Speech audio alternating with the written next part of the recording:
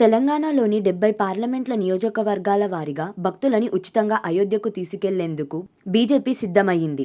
ఇందుకోసం ఆస్థా పేరుతో స్పెషల్ ట్రైన్లు ఏర్పాటు చేసుకుంది.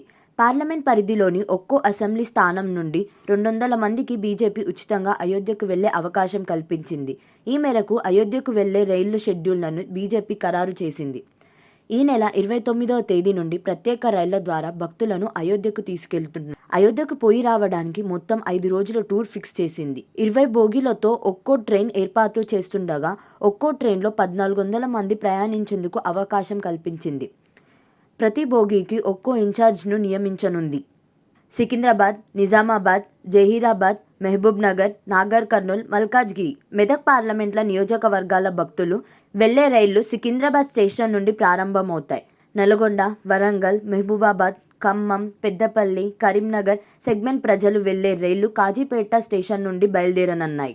నియోజకవర్గాల వారీగా అయోధ్య వెళ్లే ట్రైన్ల పూర్తి వివరాలు: సికింద్రాబాద్ జనవరి 29వ తేదీ, వరంగల్ జనవరి 30వ తేదీ, హైదరాబాద్ జనవరి 31వ తేదీ, కరీంనగర్ ఫిబ్రవరి 1వ తేదీ, మల్కాజ్గిరి ఫిబ్రవరి 2వ తేదీ, ఖమ్మం ఫిబ్రవరి 3వ తేదీ, చేవెళ్ల ఫిబ్రవరి 5, పెద్దపల్లి ఫిబ్రవరి 6, నిజామాబాద్ ఫిబ్రవరి 7, ఆదిలాబాద్ ఫిబ్రవరి 8, మహబూబ్నగర్ ఫిబ్రవరి 9, మహబూబాబాద్ ఫిబ్రవరి 10, మెదక్ ఫిబ్రవరి 11, భువనగిరి ఫిబ్రవరి 12, నాగర్ కర్నూల్ ఫిబ్రవరి 13, నల్గొండ ఫిబ్రవరి 14, జహీరాబాద్ ఫిబ్రవరి 15.